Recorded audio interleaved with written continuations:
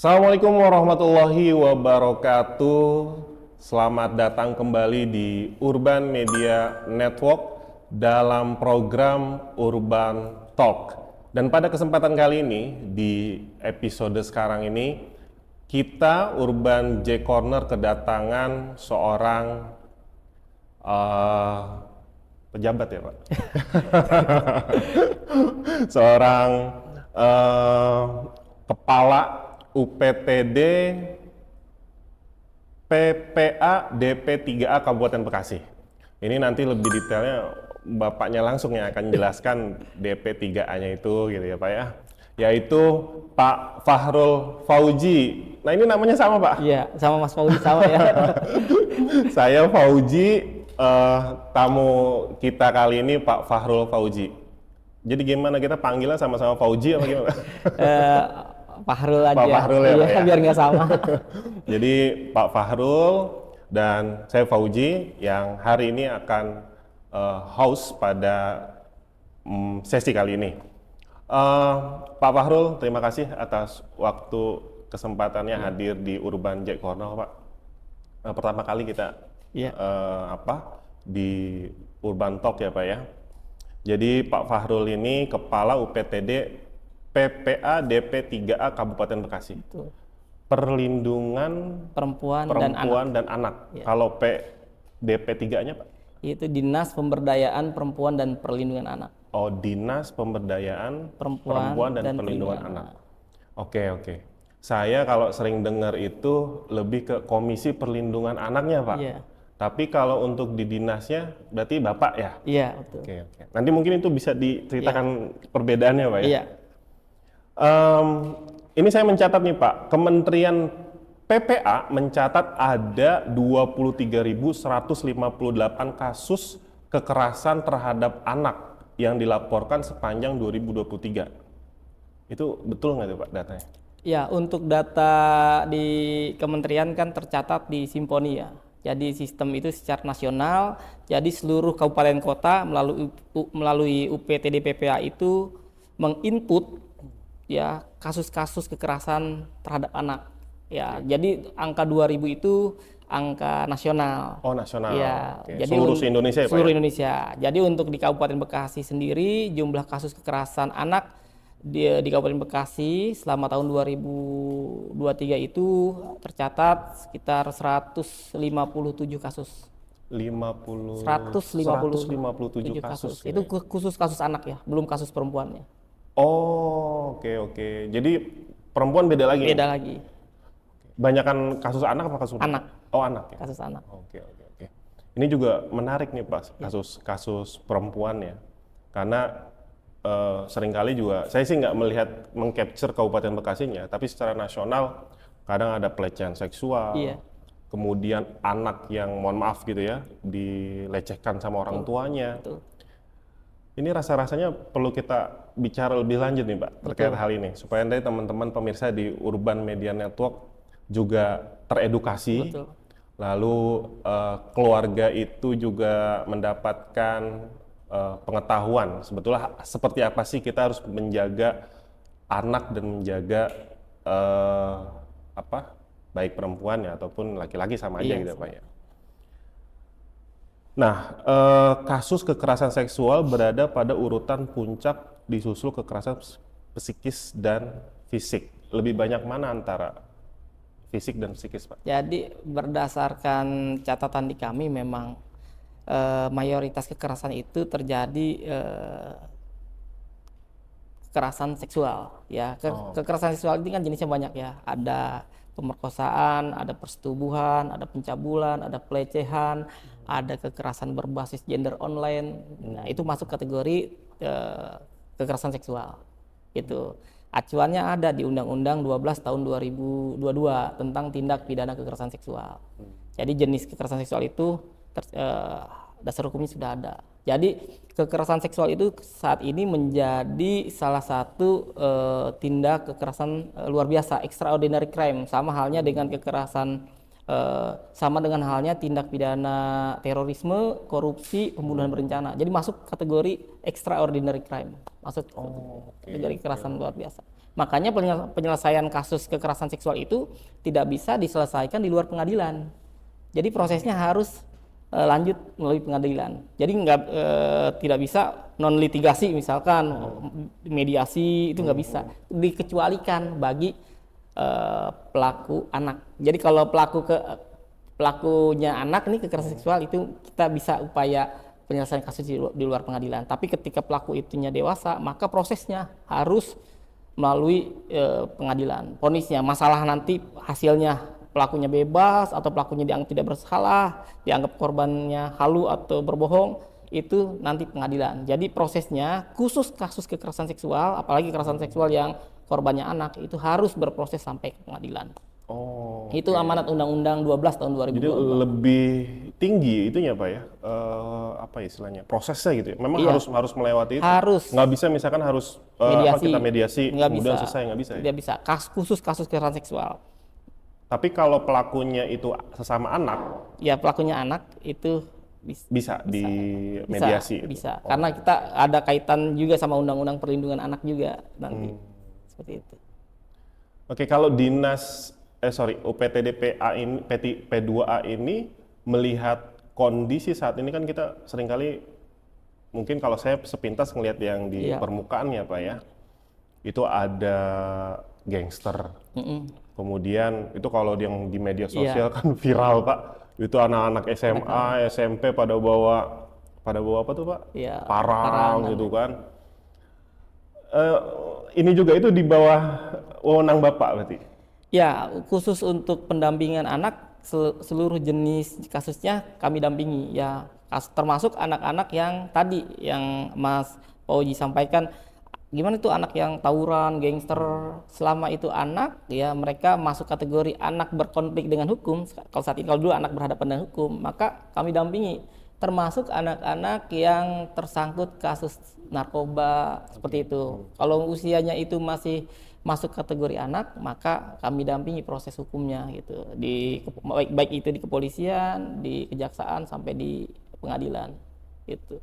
Ya, tetap itu kalaupun memang akhirnya itu tertangkap, kemudian peran PPA ini juga mendampingi sampai selesai. Sampai selesai. Cuma kalau kita lihat begini ya Pak ya, kalau kasus itu kan berarti ada sebab dan akibatnya nih ya Pak. Baik kita ngomongin kekerasan anak dulu ya, nggak seksual gitu ya. Ada penyimpangan kegiatan anak nih, misalkan yang marak juga selain dia gangster, itu juga ada yang penyalahgunaan obat di anak-anak tingkat SMP, SMA. Ini mengerikan gitu Pak. Iya. Jadi kalau saya di lingkungan saya ini, walaupun sebetulnya di luar keluarga saya Pak ya, ini mereka nongkrong, bahkan ada yang penjualnya tuh Pak, betul. Obat-obat itu. Obat-obat ya. Nah sebetulnya apa sih Pak yang salah kalau menurut Bapak? Jadi pertama gini, ketika berbicara salah menyalah, saya bukan dalam kapasitas nanti menyalahkan atau tidak menyalahkan seseorang ya. Tapi saya melihat gini, terkait kasus-kasus ini, kasus-kasus kenakalan remaja ini, pertama mungkin faktor lingkungan ya. Ya, faktor lingkungan sangat mempengaruhi ya.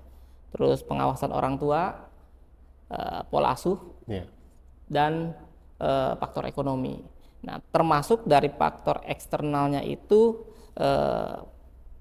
pengawasan terhadap kegiatan, kalau yang sedang marak kan tramadol ya, banyak tuh warung-warung obat jamu, terus dia buat jual-jual tramadol nih. Kalau di Kabupaten Bekasi lagi marak. Kemarin Pak PJ instruksi melalui Satpol PP untuk menutup warung-warung itu. Jadi tadi pengawasan orang tua sangat diperlukan, pola asuh. Jadi anak-anak ini ketika dia banyak salah pergaulan ya, karena memang kurang pengawasan dari orang tua.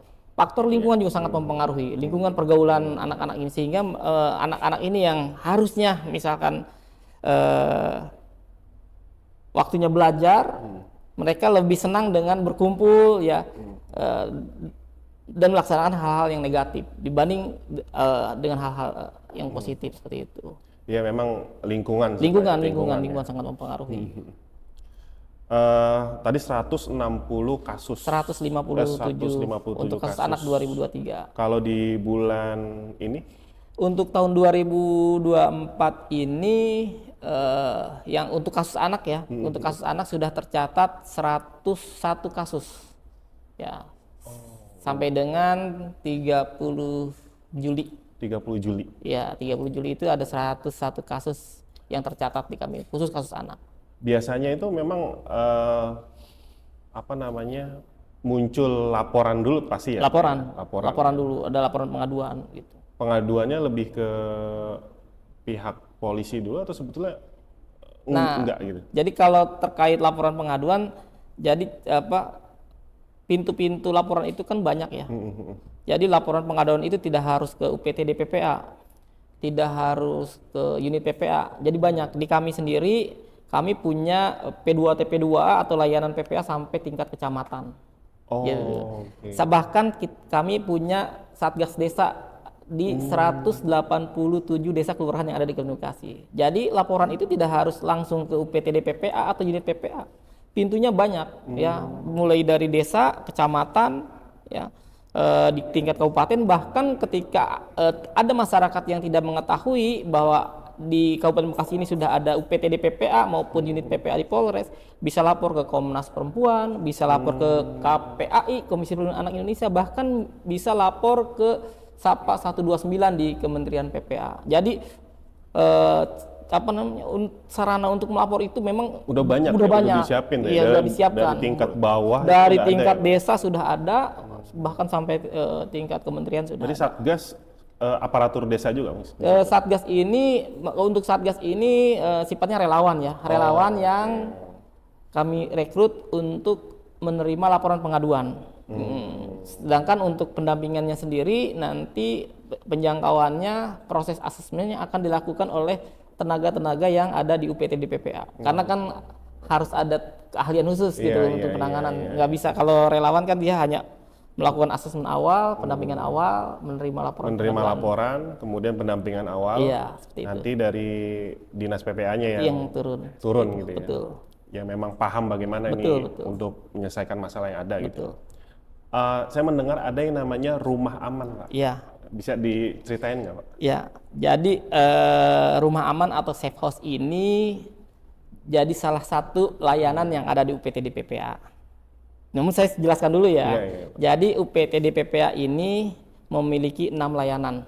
Saat ini memiliki 6 layanan. Di antaranya pengaduan masyarakat, pengelolaan kasus, penjangkauan korban, pendampingan korban, mediasi, dan rumah aman. Nah, rumah aman ini salah satu layanan yang kami miliki. Nah, keberadaan rumah aman ini memang namanya juga rumah aman ya, harus dirahasiakan. Harus aman, safe house ya, tidak tahu. Sifatnya ini nomaden dan diberikan sesuai dengan kebutuhan korban. Kebutuhan korban ini bisa langsung dari korban, bisa permintaan dari kepolisian, atau permintaan dari aparat setempat. Ketika korban masuk ke rumah aman, korban ini sudah langsung mendapatkan fasilitas. Pertama, pasti kalau korbannya anak mendapat kebutuhan spesifik korban anak. Kalau perempuan mendapatkan fasilitas kebutuhan spesifik korban perempuan. Termasuk dijamin makannya makannya sehari 3 kali, kebutuhan kesehatannya. Kalau yang bersangkutan sakit atau sebelum masuk ke rumah aman ini dia mendapat kekerasan, itu rehabilitasi medisnya kami berikan. Jadi memang, dan itu gratis, tidak gratis, tidak dipungut biaya sama sekali. Dan perlu kami sampaikan memang untuk tahun 2025 sesuai dengan amanat Peraturan Presiden Nomor 55 tahun 2024, UPT DPPA ini akan bertransformasi layanannya. Yang awalnya 6 layanan nanti akan menjadi 11 layanan. Oh, 2 kali lipat ya? Itu memang amanat undang-undang seperti itu. Jadi kalau rumah aman ini misalkan ada kasus kekerasan seksual misalkan, orang tua terhadap anak, ini kan dalam satu rumah. Betul. Berarti ini bisa tuh ya, Pak? Bisa. Ditaruh di rumah aman. Itu harus wajib. Apalagi orang terdekat pelakunya, itu wajib. jangankan satu rumah, Iya, tetangga pun tetangga itu pun kita diungsikan dulu ya Pak ya? diungsikan dulu. Oke, oke. Seperti itu. Fasilitas apa yang ada di rumah aman Pak? Fasilitasnya sendiri yang pertama ketika korban masuk ke rumah aman itu yang bersangkutan mendapat fasilitas kebutuhan spesifik ya, itu kebutuhan spesifik itu standar lah, alat mandi dan lain-lain gitu ya, pakaian, terus kalau anak itu ada susu, vitamin, makanan, roti dan lain-lain gitu. Selain fasilitas itu korban juga mendapatkan pendampingan psikologis Oh, selama di rumah itu. aman. Iya, tadi mendapatkan pendampingan psikologis oleh psikolog, terus penguatan mental oleh rohaniawan. Terus untuk kasus hukumnya juga oleh paralegal atau pendamping hukum di kami akan diberikan gitu. Untuk kasus hukumnya. Jadi selain proses pendampingan korban, proses hukum juga harus terus berjalan kepada pelaku. Oke. Makanya di kami itu tenaga ahlinya juga ada pengacara, advokat, terus ada paralegal, pendamping hukum seperti itu. Nah, ini ada kit. Iya. Saya nggak tahu kitnya apa nih. Nah. Bisa dijelasin Pak Farul Ya, nih, ada apa aja nih? ini kit untuk anak. Ya, Ditagih aja, Pak. ini kit untuk anak. Oh, iya. Ini kit khusus perempuan. Ya, sama yang satu lagi ini kit khusus perempuan juga. Nah, ini Bisa dijelasin Pak ini Nah. kit-kit apa aja nih Pak? Dan Ini- isinya apa nih kira-kira? Ini yang merah ini kit khusus perempuan. Oh, oke. Di sini isinya macam-macam. Ada sendal, sarung, ada alat mandi, ada pembalut. Ini khusus perempuan ya. Jenisnya banyak. Ada handuk, Oh, ya, iya. ada pakaian dalam dan lain-lain. Gitu. Oh, ini. Iya. Tapi ini ada brand ya, jangan ya. Iya. Ini khusus Isinya perempuan, ini ada standar perempuan. Kalau anak itu lebih ke makanan-makanan, itu vitamin, ya. Ini anak. Ya, ini anak, ya. Ini ada. Kalau anak kan biasanya ada korban yang masih kecil juga ya, ada diapers ya. Diapers, terus ada susu, ya. makanan-makanan bayi. Ya, ini ada mereknya. Handuk biasa standar, selimut, sama alat-alat mandi ya. Ini juga sama Ini ya? sama, ini perempuan sama, ya? perempuan juga. Enggak, jadi ini sebetulnya kit-kit ini diberikan ketika ada apa nih Pak? Ketika korban ini mendapatkan fasilitas layanan safe house tadi, rumah aman. Oke, jadi ketika anak ini ada bermasalah, Iya. kemudian dimasukkan ke safe house, Iya. di safe house itu juga disiapkan, Disiapkan fasilitas fasilitas kit kit ini. ini. Seperti itu. Wah, jadi luar biasa ya servis yang diberikan oleh UPTD PPA ya, Iya. terhadap anak-anak yang memang menjadi korban baik itu kekerasan ataupun kekerasan seksual ya. Betul. Oke Pak. Ini ada pertanyaan lain ini Pak. Untuk SDM berapa banyak di PPA dan terdiri dari apa aja Pak? Ya, ini SDM ini kan 3 tahun terakhir menjadi permasalahan yang dihadapi oleh salah satu permasalahan yang dihadapi oleh UPTD PPA. Jadi untuk saat ini personil yang ada di UPTD PPA itu kurang lebih sekitar 18 personil. Oke. Itu sudah termasuk kepala UPTD, Kasubag TU, ya, termasuk pengelola keuangannya, termasuk pengadministrasinya. Ya, untuk teknis penanganan sendiri dari 18 itu kita punya 2 paralegal pendamping hukum, 1 advokat, ya, 1 psikologis klinis forensik 1 orang, 4 pendamping psikolog atau konselor, Oke. dan 2 mediator. 2 mediator. Ya, karena kami mulai memiliki fungsi mediasi tadi 6 layanan tadi. Jadi dari 18 itu sudah berbagi tugas. Nah, selain 18 tadi, ketika ada kasus-kasus yang membutuhkan tenaga ahli yang kami tidak miliki, misalkan kasus anak disabilitas, ya, misalkan dia anak tunarungu, kami bisa mengundang tenaga ahli tidak tetap di luar tenaga ahli yang kami miliki. Misalkan kemarin ada kasus terkait kasus kekerasan seksual terhadap anak yang pelakunya warga negara asing. Nah, kami kan perlu menggali informasi. Nah, sedangkan si anak ini juga karena ya pelakunya juga Asing. orang tua kandung, Orang tua ya, oke. ya, yang warga negara asing. Si anak ini tinggal dan tidak bisa berbahasa Indonesia, maka kami perlu translator gitu, penerjemah. Nah itu bisa kami undang. Jadi tenaga-tenaga ahli di luar yang sudah kami miliki, kami juga ada tenaga ahli tidak tetap. Tapi ketika berbicara apakah SDM yang ada saat ini sudah mencukup, kami rasa masih jauh belum ya, Pak, ya? dari masih cukup. kurang ya. Kalau berbicara rasio jumlah penduduk Kabupaten Bekasi, ya, dan rentan kendali wilayah Kabupaten Bekasi yang cukup luas, ya, ada 23 kecamatan, 187 desa, kelurahan, serta jumlah penduduknya yang sudah di atas 3 juta, mungkin udah mendekati angka 4 juta, jumlah SDM yang kami miliki ini sangat kurang. Makanya kami sangat keteteran ketika kasus ini lagi banyak-banyaknya. Gitu. Tapi emang trennya ini meningkat atau gimana, Pak? Tren 4 tahun terakhir itu meningkat dari tahun 2000 ya, jadi dari tahun 2021 itu jumlah kasus, ya, tidak membedakan jenis kasus perempuan dan anak. Jadi perlu kami sampaikan, Mas Fauji, jumlah kasus tahun 2021 itu tercatat ada 110 kasus yang tercatat di 2021. DP3 2021. 2022 meningkat menjadi 226 kasus. Ya, hampir 100%. Di 2023 menjadi 269 kasus. Dan di 2024 sampai dengan 31 Juli itu tercatat di kami sudah 171 untuk kasus perempuan dan anak, ya, tidak membedakan itu. Dan di tahun 2023 jumlah kasus di Kabupaten Bekasi ini peringkat kedua di Jawa Barat setelah Kota Bandung.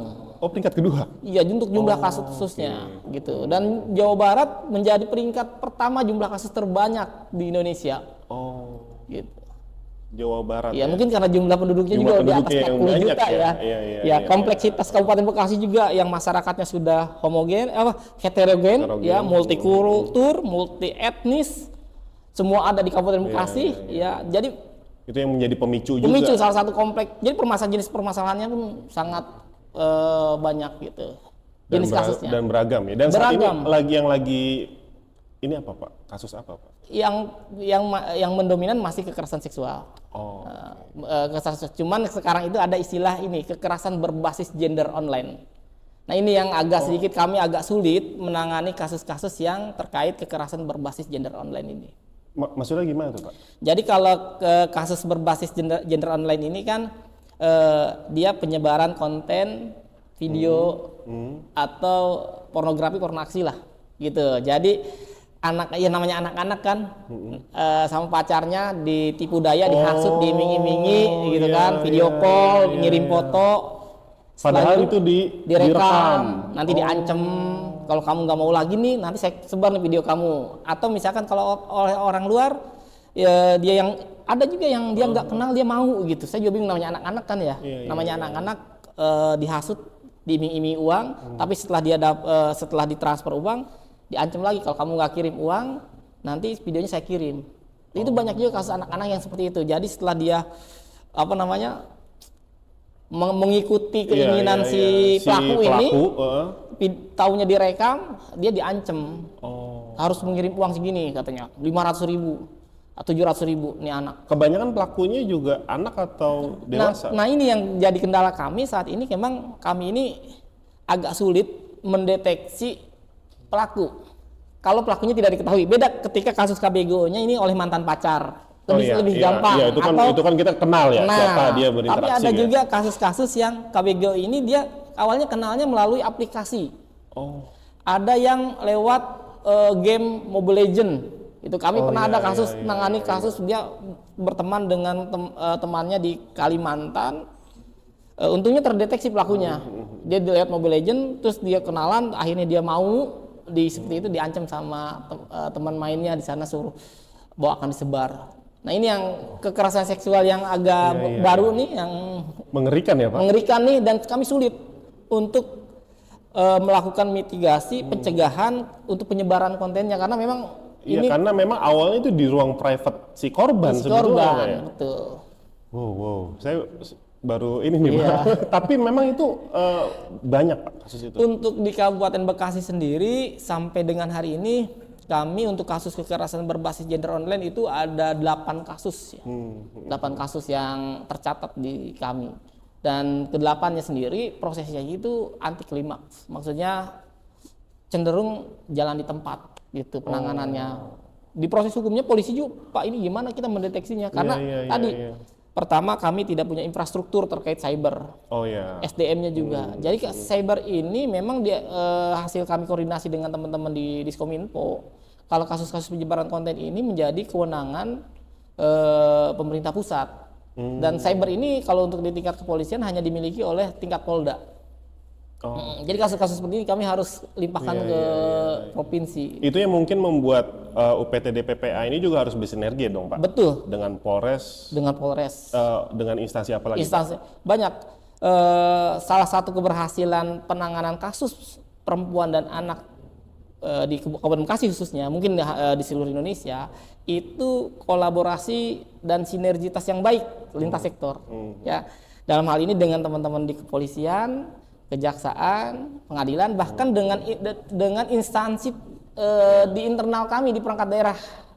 Internal kami dengan dinas sosial, kami kan perlu juga ada rehabilitasi sosial, reintegrasi sosial terhadap korban.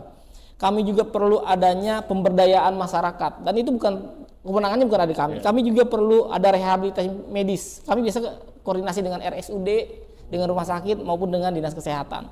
Terus terkait kasus-kasus bully, perundungan di sekolah, kami koordinasi dengan Dinas Pendidikan. Terkait kasus-kasus hak anak, terkait catatan sipil, yang anak-anak korban pemerkosaan yang dia agak sulit keluar akte kelahirannya, kami koordinasi dengan Dinas Kependudukan dan Catatan Sipil. Jadi memang kolaborasi dan sinergitas itu dalam perlindungan anak ya, perempuan ini sangat-sangat dibutuhkan. Kalau dibebankan hanya kepada DP3A, saya yakin berat ya, Pak, ya? berat. Iya. Karena ini memang skupnya itu akhirnya menyentuh banyak instansi. Betul. Ya? Jadi perlindungan perempuan dan anak bukan hanya tanggung jawab dinas yang pengampu urusan pemberdayaan perempuan dan anak, tapi perlindungan perempuan dan anak adalah tanggung jawab kita semua, gitu. Betul. Termasuk masyarakat untuk bagaimana mengantisipasi dan melakukan pencegahan terjadinya kekerasan terhadap perempuan dan anak. Pak Fahrul, ini kita juga kayaknya dibatasi oleh waktu. Betul Mas Waji, ya, Mas. Cuma saya minta satu, banyak juga nggak apa-apa Pak. Ya. Mumpung kita di urban, sebagai bentuk sosialisasi kepada masyarakat sebagai apa ya, supaya kekerasan ini kalau kita lihat tentu juga sumbernya dari keluarga ya Pak ya. Apa kira-kira pesan-pesan dari Pak Fahrul kepada masyarakat Kabupaten Bekasi?